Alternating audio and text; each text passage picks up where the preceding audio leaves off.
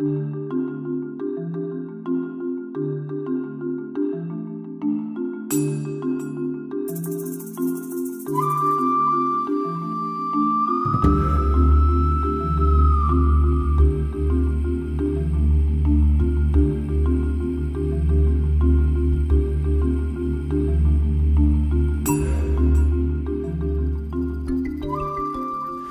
we just arrived at America's Stonehenge in April 2015. We're going to go and check it out. I'm here with Jim Vieira and we're going to be meeting up with Andrew Collins and Greg Little.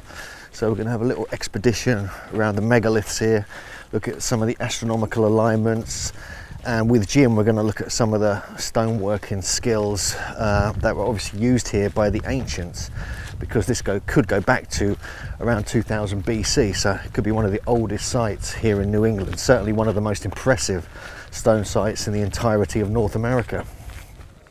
So this was found north of the main complex. Dr. Barry Fell was actually interesting because it had this strange Ogham script on it. This is very interesting. So we even find Ogham at Mystery Hill. And here obviously this is what's called the stone anchor. And these are just many of the stones found with strange carvings on here at Mystery Hill. It's pretty impressive.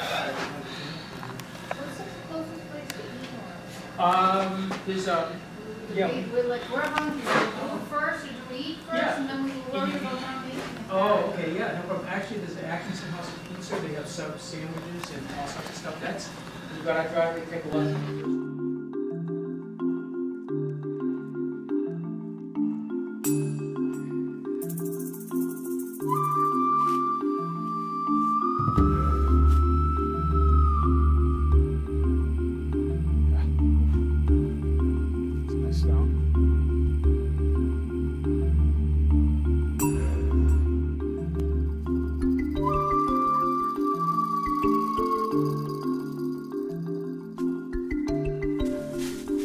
It's impressive building off the ledge here.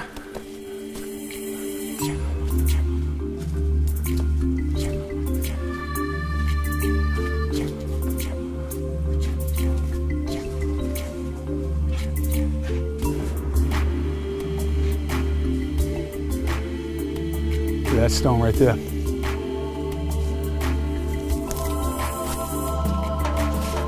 Right? Up here off the ledge. Ridiculous.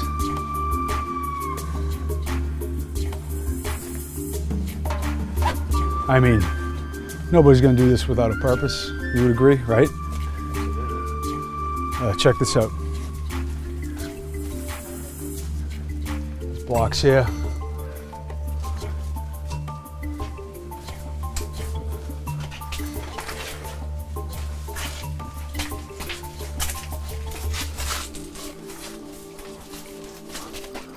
Hello.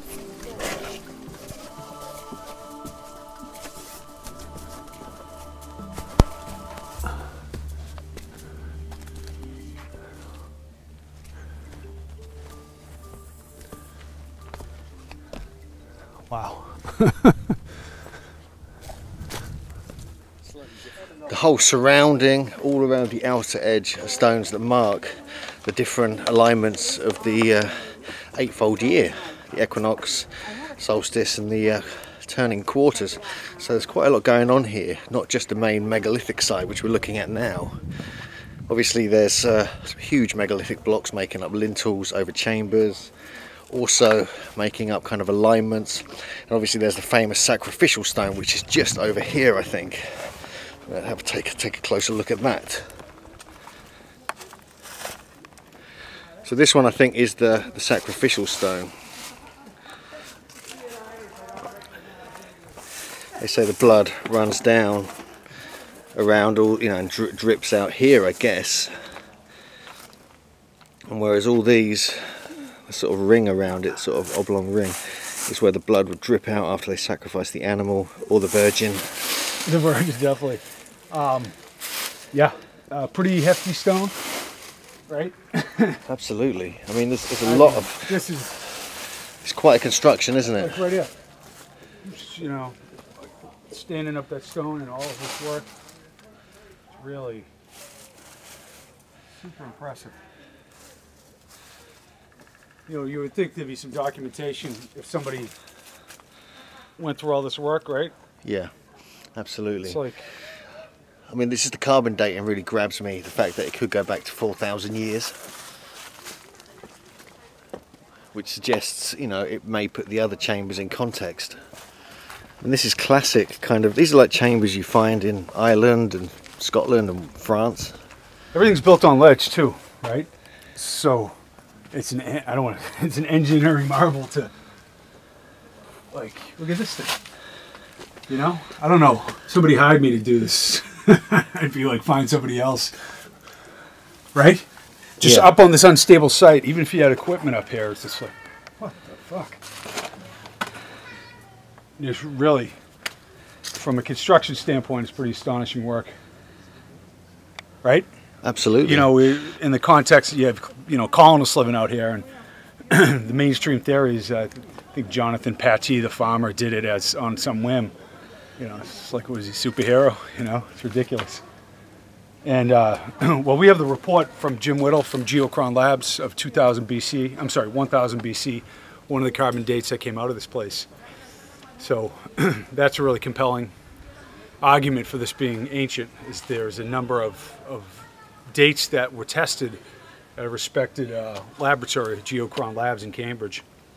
And they came back with really old dates. And in fact, I have a letter from the president of Geochron Labs who said that, it was Harold Kruger, I think, that there was enough material to get an accurate date, and it's an impressive ancient date of 1000 BC on that particular sample. And we know Jim Whittle did a lot of work around New England. Yeah, this is thoroughly impressive. It's an understatement. I mean, you know, I never build like this. I never put these kind of stones in my wall. That's you got to stand it up. Even if we're 200 years old, to stand the test of time. But this is ridiculous, man. Right? Putting that up there on this, which isn't particularly stable. It's fucked up. Seriously, man. It's like dangerous and crazy, and so much of it. I'm really. It's not just one chamber, is it? No. There's a whole load going on here. Like I said, you know, being a stonemason, it's like gives me a headache. Dangerous is all I could think trying to construct this, and undoable without equipment. I mean, you could build these walls. I could build these walls no problem, like over here. Not that it'd be easy and fun. There's just some anomalies here of, like, looks like carved rock. They've just sliced it out, bits of rock. Another one here, just next to this chamber on the going into the entrance, number 10A. Other ones. And you got to bring them here. It's not like the stones are sitting and you put them up. You have to transport in particular places all around the site these multi-ton stones. Right? Okay, we're going to get it here. Now we're going to get it up. This is what we're going to build. And all these strange niches and chambers. Right? Why do you go through all this effort to create a small niche? You know, it could be a ceremonial offering. If, you know, if it's ancient. Once again, you go through all this trouble. It usually doesn't take place unless you have some ceremonial intent. Because the argument that a farmer did this is pretty lame. And there's no historical record of the construction of any of this.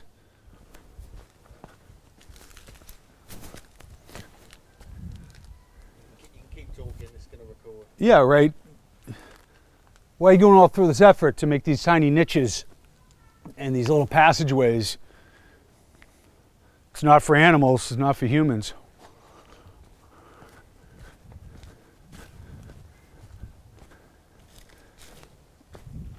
One has to wonder if this stone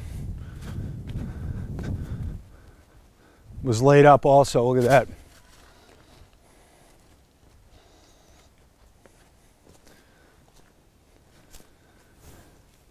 Yeah, I think people in general underestimate the weight of, you know, just muscle in a stone like this. So this requires so much effort and time to do it right and to make it last. Yeah. This place gets high marks for the degree of difficulty.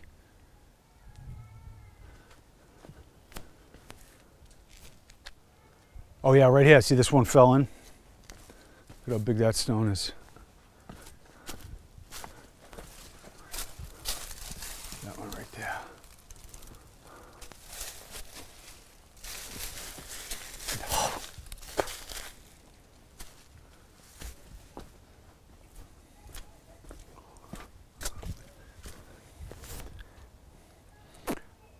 Yeah, there's more stuff. I was going to say, walking through the chamber we came in, that's pretty, I don't know if you want to get that in film. I absolutely love this place. It's, you know, there's a good reason it's called America's Stonehenge. It is the biggest megalithic structure here in New England, in the whole of America. And so, you know, it used to be called Mystery Hill, which again makes sense. It's a real mystery. No one knows who built it. No one knows why it was built. When it was built, although there are some indications it's 2000 BC, but the mystery still stands. So it's an absolutely fascinating site. And if you're ever in New England, ever in New Hampshire, it's well worth the effort to come up here. We actually came up here when we did a Megalithomania conference in Glastonbury, Connecticut.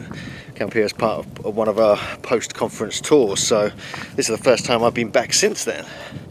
Nothing has changed too much, but I kind of see it in a different light now, especially with Jim Vieira here, being a stonemason, who can really see how difficult it is to actually construct this site. I mean, you can just look at the vastness of it here. This is just the main centre complex, and you can see all these bits of stone that have been carved out of this really hard quartz rock.